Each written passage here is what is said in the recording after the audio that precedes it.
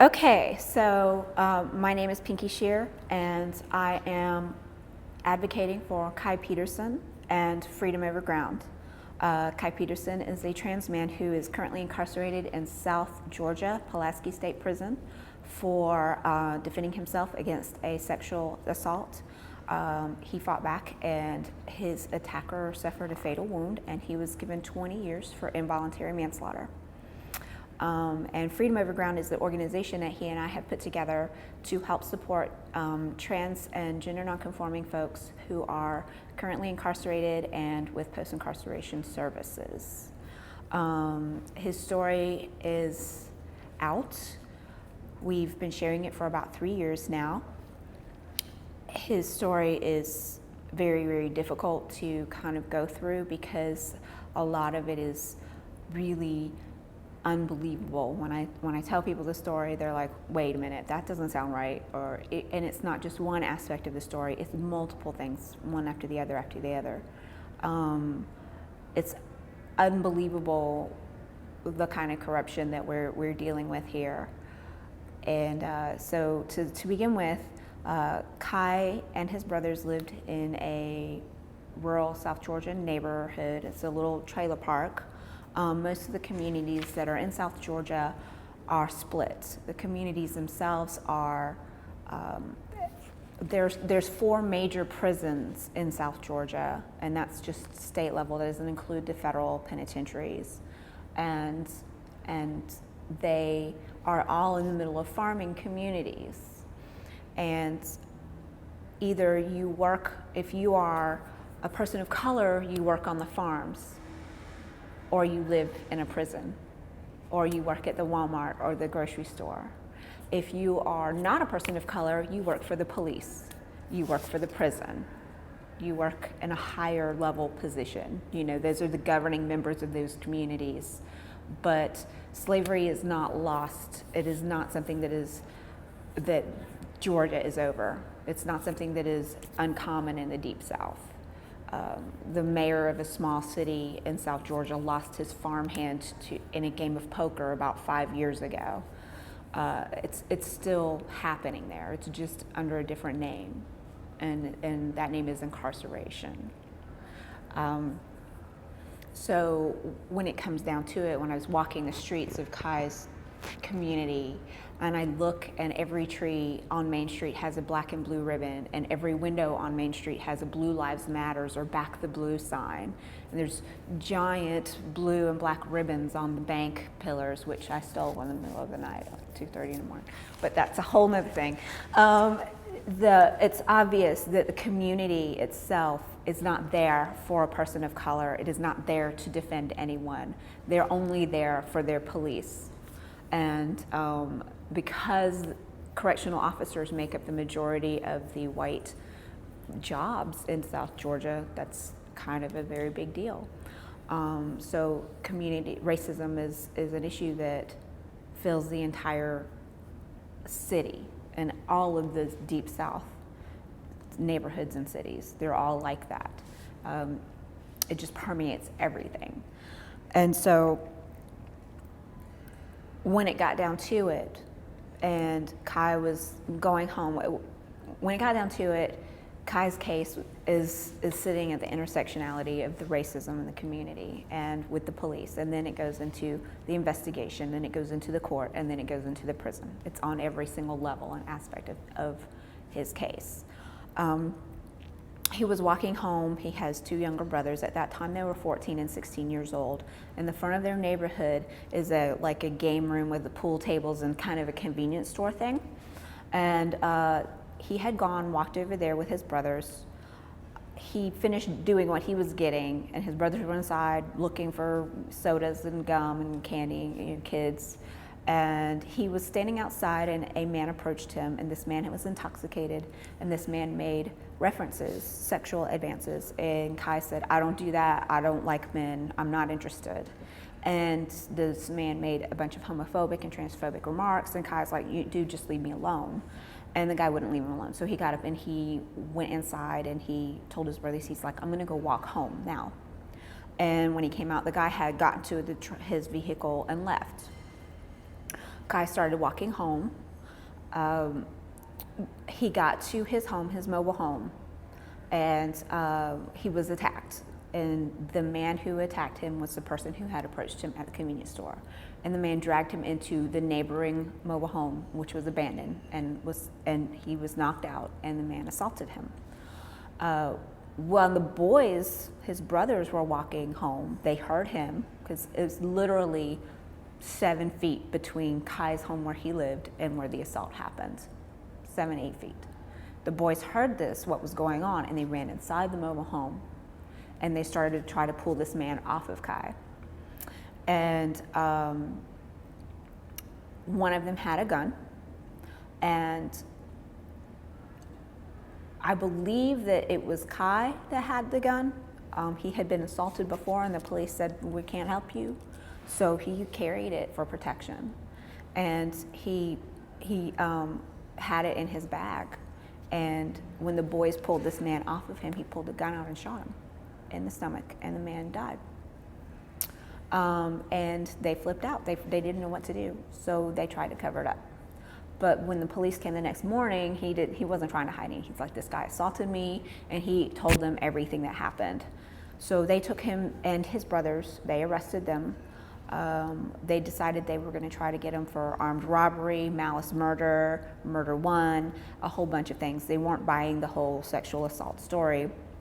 They separated all of the boys. They separated the 2 younger boys and interrogated them for about 10 hours without the consent of their mother or an adult at all. Nothing. No child advocate, no counselors, no nothing. They just basically forced themselves on these children for endless amounts of time. And then they finally realized that Kai had physical injuries from the assault and took him to a clinic where they did a assault kit, a rape kit. And it was positive. He had been raped and sodomized. And the nurse decided that she was going to make a statement and say, oh, you don't act like any rape victim I've ever seen. Pretty much what she was trying to say. And from that point, he was arrested. And he has not seen the light of the free world since that day. And that's October 29th of 2011. He was not given a bond. He was given a public defender. The public defender said, when he asked, he said, well, can I plead self-defense? The public defender said, we don't have that here. Georgia is a stand your ground state. It's also a right to carry state, but it is definitely a stand your ground state.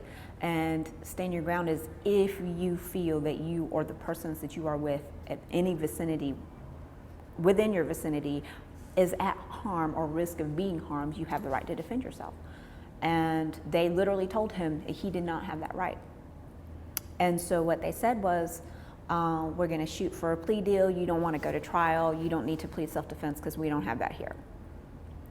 And they said, you've got 2 strikes against you. Number 1, you're black.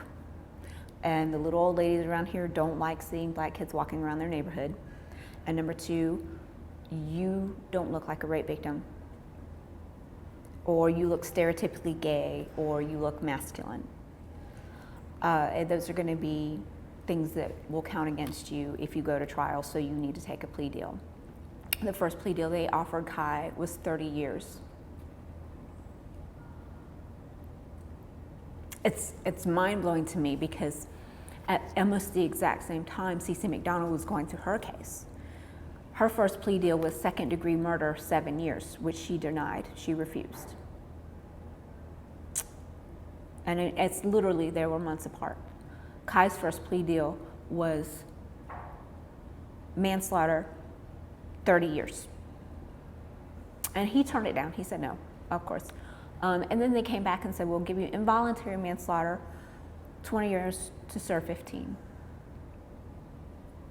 And they made it sound, they tried to candy coat, oh, you can take art classes and you can do this and you can do that. You know, they were bribing him.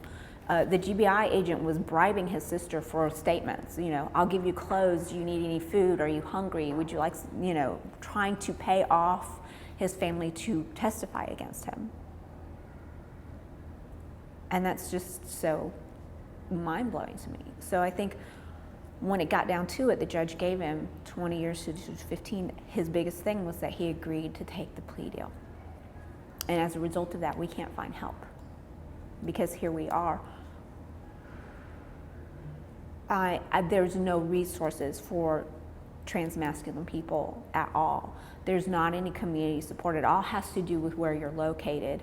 And when you're in rural Georgia and nobody knows anything about you and you don't have that kind of community there, the whole community is black and white. It's you are on the police force or you are nothing. There are no grassroots organizations in America's Georgia. There are no community supporters trying to get somebody out because of something that's an extreme injustice. You know, Cece had a huge community support and they helped her. I've been fighting for Kai by myself for 4 years because that community support does not exist in South Georgia. Most of those people never even heard of the word transgender, most less support the idea of transgender. You can't get medical services in the free world in America's Georgia for if you're trans. So, you know, to expect that there would be support for him is the ridiculous idea. What's really bothersome to me, though, is in all of the time that I've been fighting for Kai over the last 4 years, what's bothersome the most is that the organizations that have the power to help don't. I have been ignored by the ACLU for 3 years. TLC can't help me. Southern Poverty Law Center sent me an email, I'm sorry, we can't help you with your case. You know, so I've gone to everyone. I've gone to Land Illegal, I've gone to Stonewall, I have a laundry list of at least 12 major civil rights organizations, and every one of them have ignored us or turned us down, or I've gotten an automated reply or an email. They can comment in an article about Kai in the media, but they can't answer a phone call. And that is a huge deal for me. Why? Is it because he's trans-masculine? Is it because nobody knows who he is? Is it because his case hasn't been covered in the media and he's not going to give you the media coverage that you want? Why isn't his case good enough for these organizations to pick it up and get him out of prison? And he never should have been charged in the first place. He's looking at 20 years. Who decides?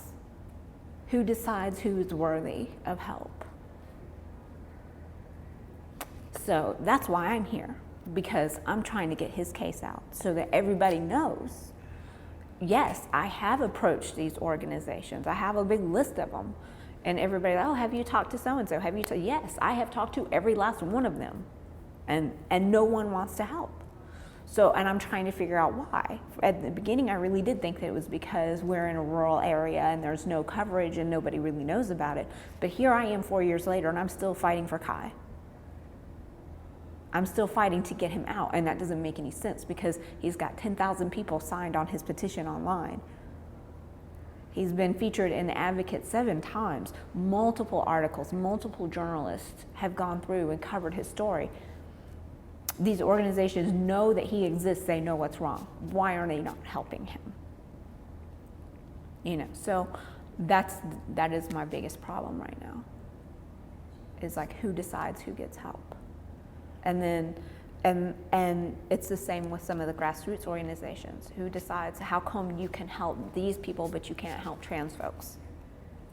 And so that's why we started Freedom Overground, is so that our trans family and community can find support in the overground economy, trying to get their lives back together after they're done with incarceration.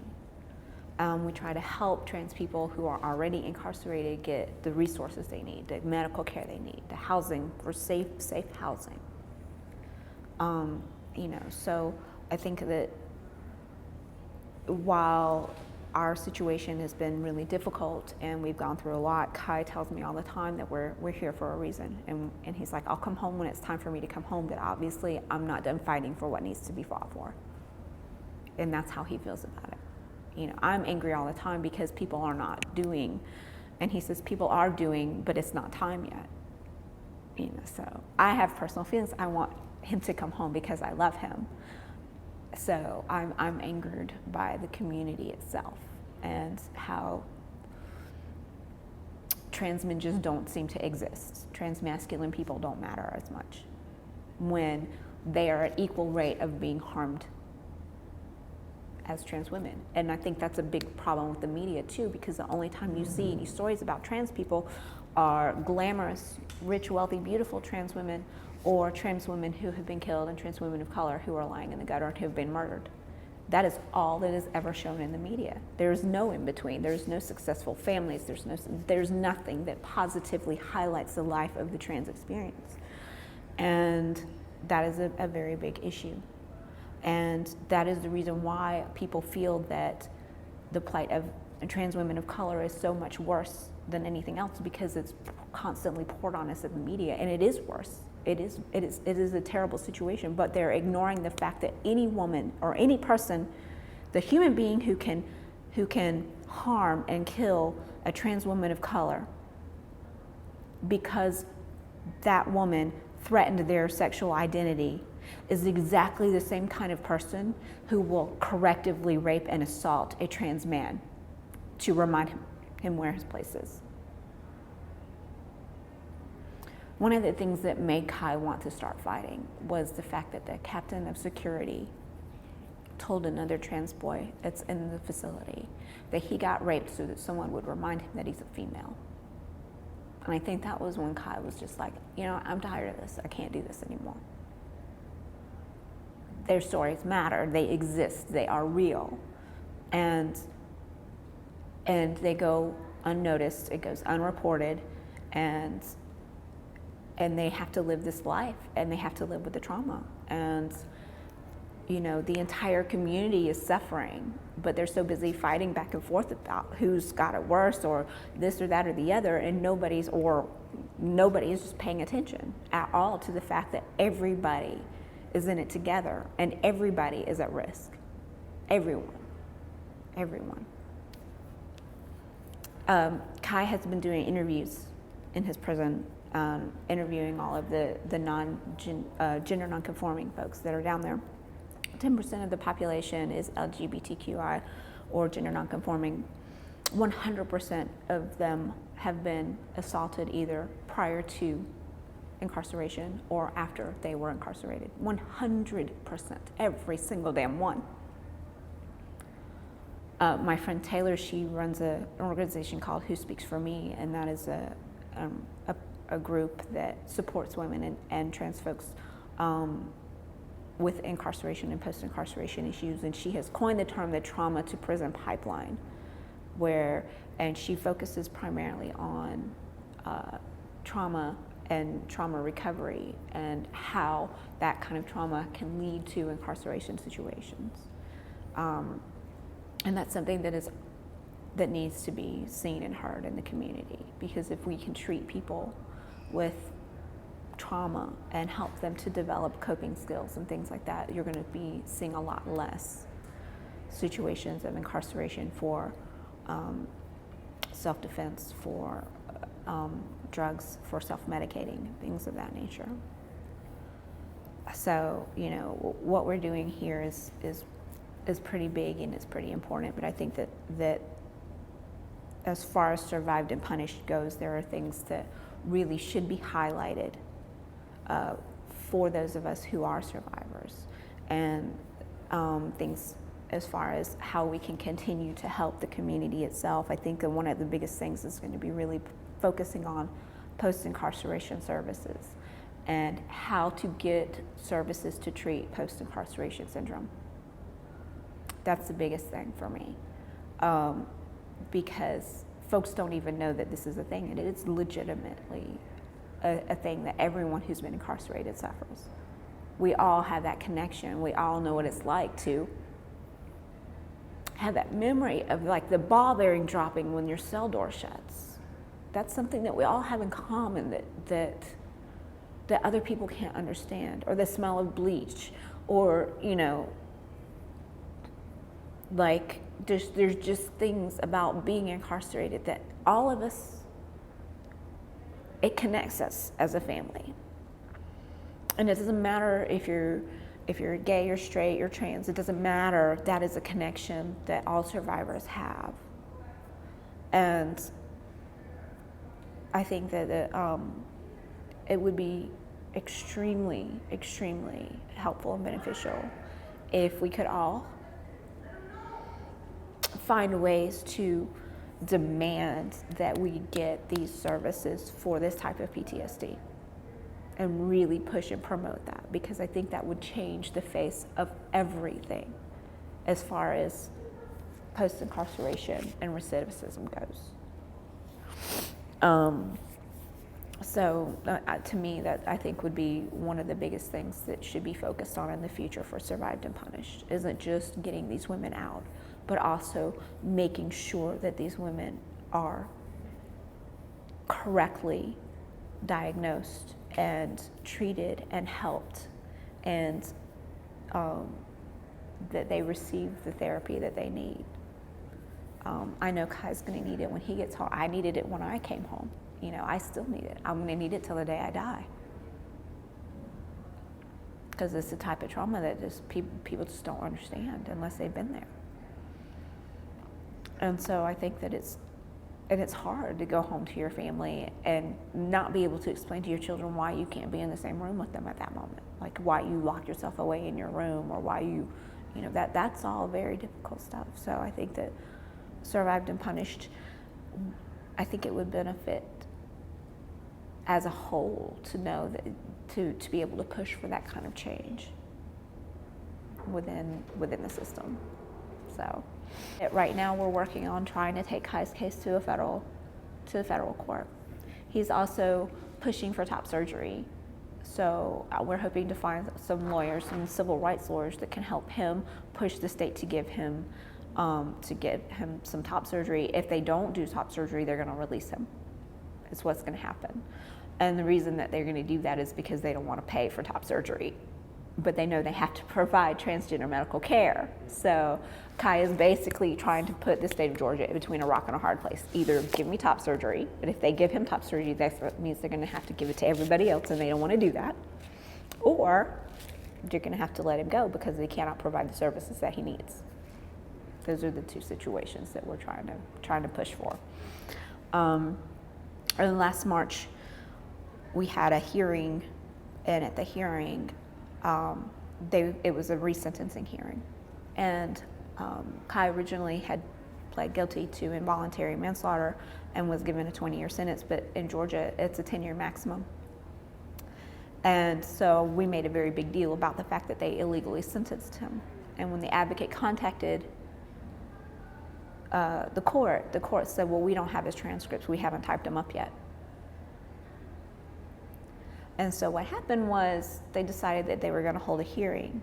And in that hearing, we were hoping that what they would do is change his sentence to the 10-year max so that it fits the involuntary manslaughter plea that he signed. But instead what they did was they changed his charge to voluntary manslaughter to fit the, yes. They changed his charge to voluntary manslaughter to fit the 20-year sentence that they gave him. That's how the state decided that they wanted to cover their asses. And because of the fact that the transcripts weren't even typed up, they claimed that it was a clerical error. While the written documentation that we have said that he signed an agreement for involuntary manslaughter. But because of the transcript said voluntary manslaughter, there was a clerical error, and therefore the charge now fits the sentence that they gave him. And so that is where we're sitting right now. I was furious. He was not surprised. Not even a little bit.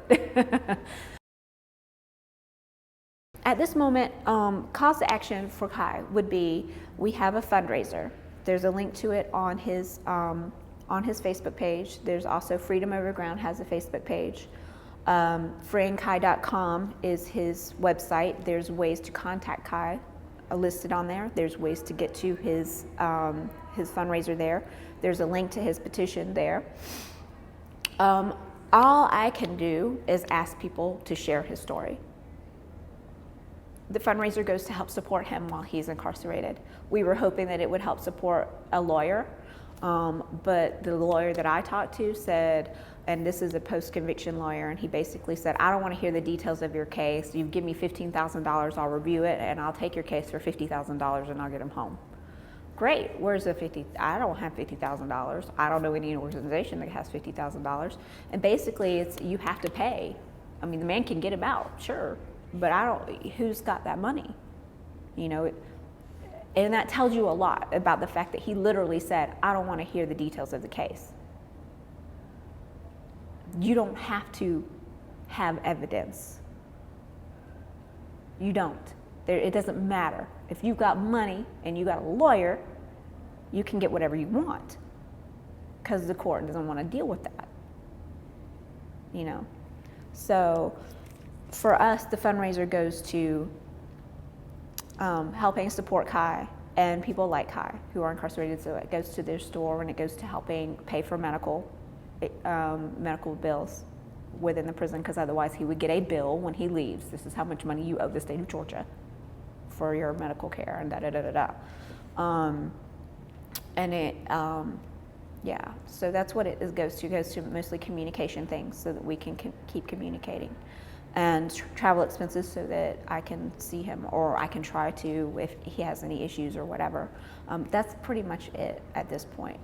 We are trying very hard, you know, if we raise enough money, we can get somebody in a civil rights organization to help us out, but we just are kind of giving up on that. We're using the media to get what we need, you know. But I mean, like, so his website is friendkai.com. His Twitter is Kai Peterson 1. He's got Facebook, which is Friend Kai, and he's got a Freedom Overground, which is our webpage or our Facebook page. And I run every single one of those websites personally myself. He has a link for an email. If anybody needs to contact me directly, they can contact me through his Facebook page, or there's a direct link to the email where I can be reached. Okay.